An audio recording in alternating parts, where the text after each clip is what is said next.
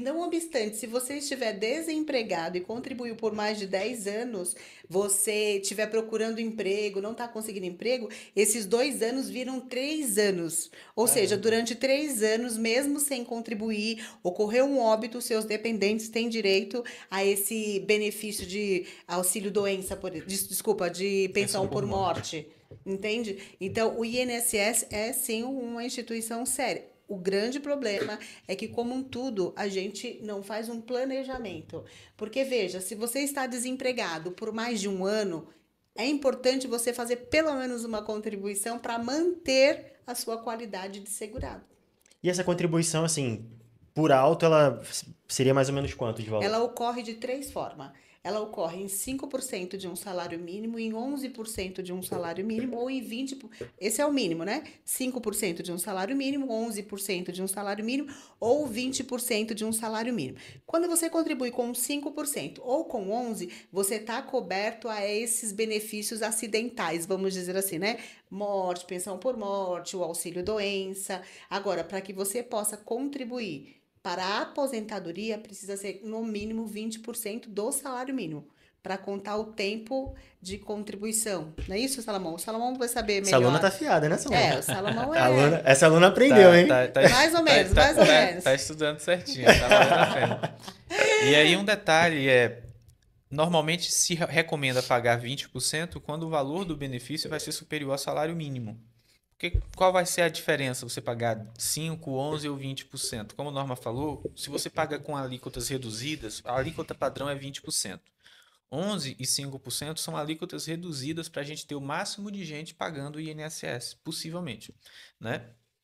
A de 5% ela é permitida para dona de casa, por exemplo, né, que vai pagar como facultativo. Pessoas que não trabalham, né? É até injusto falar que dona de casa não trabalha, mas aqui a gente está querendo É dizer que não verdade. estão vinculadas com um vínculo de emprego, né? Não Sim. exercem uma atividade remunerada. Então, a dona Sim. de casa, o estudante, quer pagar o INSS, pode pagar com 5% de salário mínimo, né? Se trabalha, tá? Mas não pretende se aposentar por tempo de contribuição. Essa aposentadoria, inclusive, ela deixou de existir. A aposentadoria por tempo de contribuição só existe para quem já tinha direito até 2019 ou para quem estava muito perto de ter esse direito. E aí entra em uma regra de transição e ainda pode se aposentar por tempo de contribuição. A extinta aposentadoria por tempo de contribuição, ela não previa idade mínima. Então você poderia se aposentar com, digamos, se você tivesse começado a trabalhar com 18 anos e fosse uma mulher com 48, após 30 anos, você poderia se aposentar Caramba. independente da idade, tá? Agora não existe mais isso. Não é mais possível para novos filiados à Previdência Social. Entendi. Mas digamos que lá na reforma você tivesse, por vinte e exemplo, oito 28 anos. anos de tempo de contribuição. Você pagaria um pedágio. Qual é o pedágio previsto na reforma da Previdência? 50%. Tá? Qual é 50% de 2 anos? Um ano. Significa que você trabalharia por mais 3 anos e não por mais dois, como seria antes da reforma. Pagaria esse pedágio de 50% e se aposentará independente da idade, tá? Hoje, houve uma junção da aposentadoria por idade com a aposentadoria por tempo de contribuição. Então, as novas aposentadorias, elas requerem não só um, um tempo de contribuição mínimo, mas com uma idade mínima também. Então, a idade mínima hoje para homens é 65, para mulher 62.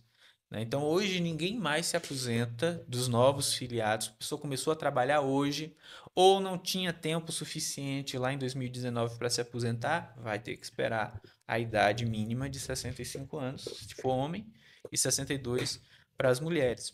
E aí, nesse caso, a norma falou de três alíquotas, a alíquota de 20%, ela permite que eu consiga me aposentar por tempo de contribuição em uma das regras de transição. Então, quem, por exemplo, pagou muitas alíquotas com 11 ou 5% lá em 2019, se quiser transformar aquilo ali em tempo de contribuição para uma aposentadoria que não dependa da idade mínima, ele vai ter que complementar. Complementar para quê? Para aquela alíquota de 11, vai ter que pagar mais 15%. Mais 15 não, mais 9%. E a alíquota de 5 mais 15%. Então, aquele período que ele pagou com valor inferior a 20% do salário mínimo, vai contar como tempo de contribuição para a aposentadoria por tempo de contribuição. tá? Então, tem muita gente que paga o INSS errado, né? Achando que vai estar contando para tempo de contribuição e não vai, quando está pagando com essa alíquota de 5% ou de 11%. E tem muita gente que paga valores que não vão mais fazer diferença no valor do benefício. Então, pagar R$ 1.000 ou pagar R$ 200 vai dar a mesma repercussão financeira para ele. Caramba. E aí, sem um planejamento previdenciário, que é justamente esse estudo que é feito para determinar o máximo que você deve pagar e o mínimo que você deve pagar para ter o máximo de lucro possível de um benefício previdenciário, de uma aposentadoria.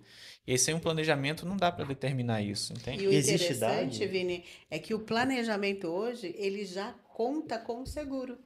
Hoje, para você ter um bom planejamento, esse planejamento ele tem que ter ali um seguro de vida, caso Exato. ocorra com você alguma coisa. Ele tem que ter um planejamento de quanto vai custar o seu plano de saúde no momento em que você for descansar. Que seria o momento que você vai parar, você vai usufruir daquilo.